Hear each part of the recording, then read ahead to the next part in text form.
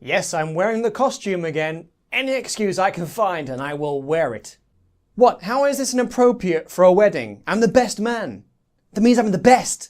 What do you mean I can't wear this at Aunt May's funeral? She loved Star Wars.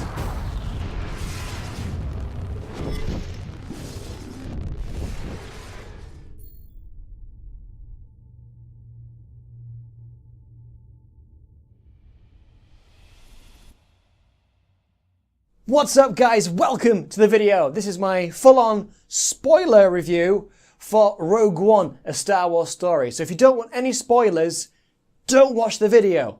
Don't, because I'm going to talk about everything, alright? I'm so excited about what I saw. I want to tell you everything in my personal opinion on the film as a moviegoer and a Star Wars slight fan. I want to start out by saying something to the critics who have seen the film. There's been a lot of critics who are supposedly highly intelligent people of Rotten Tomatoes, or Tomatoes, depending on where you're from, who have said the film was boring. I don't know what film they saw, but it's very difficult to describe this as a film that's boring. It's like Saving Private Ryan meets Star Wars, or maybe that's not the perfect comparison, but because, as I mentioned in my non-spoiler opinion piece, that the film is Star Wars, but a hell of a lot more militaristic, as there's a ton of shooting, lots of battles, and I guess as you could say, a turmoil. It's a turmoil experience. There's so much going on that they squeeze into 2 hours and 15 minutes that it's surprising how quick the time goes, yet how much seems to have happened, because it is, at the end of the day, quite a long film.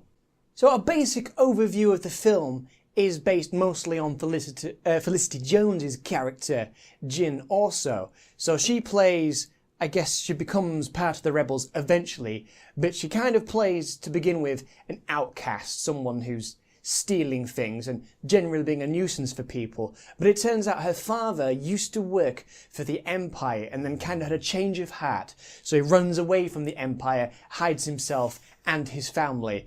Kind of like how the Skywalkers did, I would guess. They picked a planet and then went to hide out in the ass end of nowhere.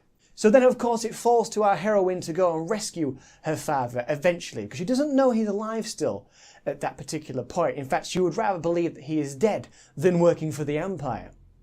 But it turns out he was working for the Empire under kind of false pretenses. Obviously he was pushed into doing it under, pain of death. It turns out he is the one responsible for the weakness in the Death Star. So it kind of covers the plot hole, I would say, of the Death Star having such what would seem like a really obvious weakness. It turns out that he actually deliberately did it because he doesn't want to work for the Empire, but because he was forced into doing so, he then sort of schemed in order to have this small but really dangerous weakness that obviously we come to know and love from A New Hope when it went bang.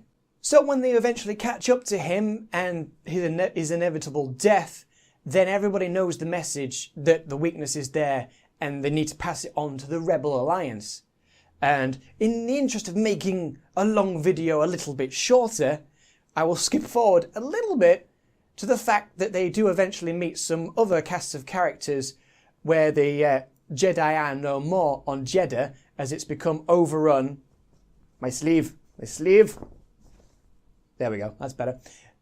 And it turns out Jeddah has been overrun and is no longer a safe haven for the Jedi. But Ip Man, Donnie Yen himself, is there, who's clearly not maybe a Jedi, but the Force is definitely with him. And so him and his sort of protector character, whose name I forgot right now, then join our main cast to help them fight with the rebels. The rebels at this point have done a lot of things that they're not proud of, like assassinations, a sabotage that has resulted in death. So we get to see a kind of a darker aspect of the rebellion, not the colourful cast of rogues, blowing up stormtroopers who don't really seem to matter apparently, even though they're people, and we don't really get to see a side of the stormtroopers, apart from that fan film where they were just, trying to get by. They don't really want to work for the Empire, but, You generally get killed if you don't work for them, and they've got to provide for the families, but pew pew, Stormtrooper died, haha! We see a side of the rebels that we're not really used to. The colourful rogues getting up to mischief in order to defeat the Empire. We get to see a sort of a more darker side of the rebels, which I think is great and adds to the overall darker tone, the Empire Strikes Back kind of feel that the film actually has. That's not to say the film is so heavy in tone that it's not funny. There is some fantastic pieces of humour and comic relief from the droid character K2SO, who is a reprogrammed droid from the Empire side. I believe he's like a tactical officer robot or an assassin droid, that kind of thing. And he provides some fantastic comedy relief just in the things he says and does. And he is a really cool character. And while he's not cutesy like, you know, R2-D2 and BB-8, he stole my heart in the fact that he was just badass, funny, and just that kind of anti-hero type of thing where he doesn't really like anybody, but he gets on with everybody because his boss says so. He's just a fantastic character, and he's played wonderfully by the actor whose name I never pronounce right. Is it Alan Tudyk? He was in Firefly, he played Wash. He's great, but I never pronounce his surname correctly, and I do apologise for that. And so, of course, with the film being all about how the rebels got a hold of the Death Star plans and its weakness, we inevitably get to the point where they go to steal, on this particular planet, where they go to steal these schematics. And when they get there, the planet has a massive shield encompassing the whole thing, just like Return of the Jedi, except they have a little window of opportunity, a little section, a literal window, where ships can come in and out of. So when they get in there, they smuggle themselves in order to go get these documents.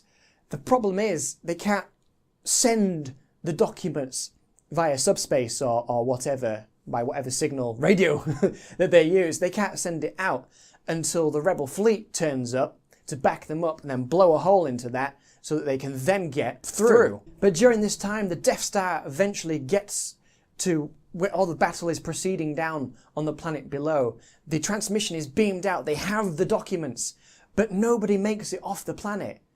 And that was such a bummer of an ending. It's a great ending, don't get me wrong. And obviously, major spoiler alert, they don't make it. And if we'd been with these characters for so long, like when obviously Han dies in episode 7, and there was very few dry eyes in the cinema, myself included, I won't deny. It was so sad because obviously we've grown up with these characters, we have a massive attachment to it. We've all seen the film so many times, and even though most of us sensed it coming, you know, he died, and it was really sad. This was a different kind of sad because it was characters you'd just been introduced to, and 2 hours later, and they died. And while it was quite sad, I won't say it was as moving as it was in episode 7 and the way it was brilliantly done, obviously, by J.J. Abrams. This is not to say that the director did a bad job of it. I think it had less of an impact because it was new characters that we'd been introduced to. So it was still sad, but just not the same kind of sad. And then, of course, we get towards the finale and how it ties in to everything else. And the way it was done was just fucking amazing. Like, it was such a brilliant moment because we all know how episode 4, A New Hope, begins. We know how it happened. And with the Star Destroyer chasing the ship at the beginning, that's what the end of this film leads into. So when Darth Vader and some stormtroopers board the main rebel fleet ship to begin with, before that pursuit happens in episode 4, we get such a fucking amazing scene where Darth Vader kicks so much ass. At the same time that it's dark, disturbing, and sad, at the same time it's so awesome as the rebels run into a corridor and it's all dark, and all of a sudden, zoom, red lightsaber, and then Darth Vader just starts cutting everyone down, deflecting shots, choking people, throwing them up at the ceiling against the wall and into others, and he just decimates everybody, and it's just such an amazing show of his force at that point. And while it's not really going to translate very much into what was technically a lower budget, obviously the beginning of A New Hope, and the fact that lightsabers weren't particularly great at that time, it does still, it's just fucking amazing ending towards the film. And an extra clever little bit of reveal was having Princess Leia getting the plans at the end of the film. And we see her back like this, and it's like, oh, they're not going to show her face, obviously, because Carrie Fisher is quite old now. But no, they did some fucking amazing, it's still really obvious, but amazing CGI to have a young Leia who turns around after the aide has said, you know, what does this represent? What is this, you know, what are these plans? And she just turns around and says, it's hope. That's it, a new hope. That's what it represents, hope. And it's like, wow, that was really clever. That was brilliant. Also, another amazing reveal and great piece of CGI, as most of us suspected from the trailer, was Grand Moff Tarkin. Yes, Peter Cushing himself. He couldn't be there.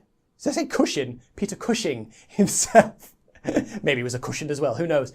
But anyway, yes, he was wanting to do more Star Wars films, but of course, unfortunately, passed away a few years back and couldn't be in these sequels and prequels and remakes and reshoots and all that kind of business. So he's been able to be in the film in spirit by, I would assume, motion capture and somebody that looks a little bit like him, unless he was completely digital, in which case that was even more impressive. But yes, we saw the back of his head in the trailer, and I assumed we would just get like a reflection and some pretty decent CGI in the reflection, him talking. But no, we fully see him talking and enunciating.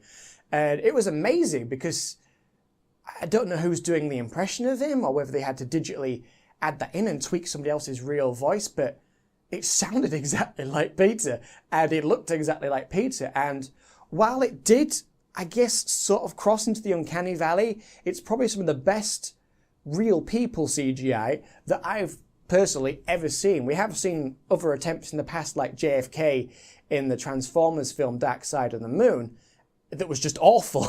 It's just so weird. They just could have got a lookalike to do it. It was just atrocious. This was actually really, really well done. I mean, I watched the film in 3D, so maybe some of the subtle differences between that and the 2D version might negate that, but it looked so good and it was really pleasant. But I still think they could have done the whole CGI, you know, as a reflection of him in order to sort of mask the uncanny valley effect of seeing that kind of CGI, but it was really well done. And I have to give props to ILM for managing to pull off something like that. And obviously getting permission to do it, having the balls to go, let's do this is going to be amazing and it'll be a great honour for him. And I believe it was. I don't think it was distasteful or anything that people are probably going to end up saying at some point. We know it's going to happen. Someone's going to complain. And last but not least, I feel as though I should cover towards the end of the video some of the amazing cameos. I know I've already mentioned a couple of them, but they were kind of digital and not really important. Some of the cameos in the film are amazing. We have the senator from the prequels. We have, unfortunately, not the Emperor, who I was kind of expecting. I was expecting Ian McDiarmid to be in there somewhere, but we never got to see him. But of course, Darth Vader, obviously I already mentioned him.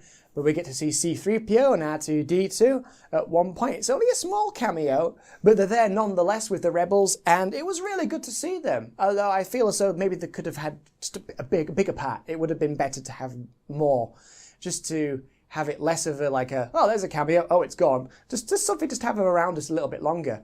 Probably my most favourite cameo, amongst obviously all the references to the old films that just sort of happen but aren't really cameos, like, you know, specific things like ATSTs and all that sort of good stuff, was the cameos from the aggressive aliens in the bar. I can't remember the names off the top of my head right now, but we all know who I'm talking about, at least I hope we do. The aliens that threaten Luke in the cantina. He's like, yo, we're wanted on several systems. You'll be dead. They have a cameo where they bump into Felicity Jones walking down the street like, hey, you better watch yourself. I was like, as if they had them two just walking down the street. It's not a cameo you would expect or even think of including, but they did it.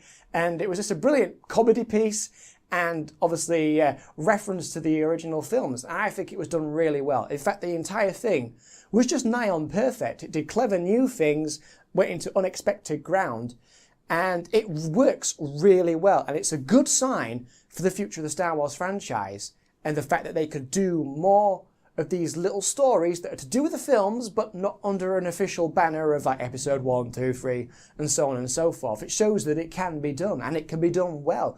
So props to everybody involved in that. You did such an amazing job, and I can only say, once again, thank you for everyone that was a part of it, because it was fantastic. And it's kind of a shame that there isn't really going to be a sequel to it. I guess, obviously, Episode 4, A New Hope is technically the sequel, as it were. But it's a shame that there isn't more of this story that we could get into and see. It would be great. I mean, maybe they'll cover the second time the Death Star plans were stolen, and we'll see lots of Bothans die.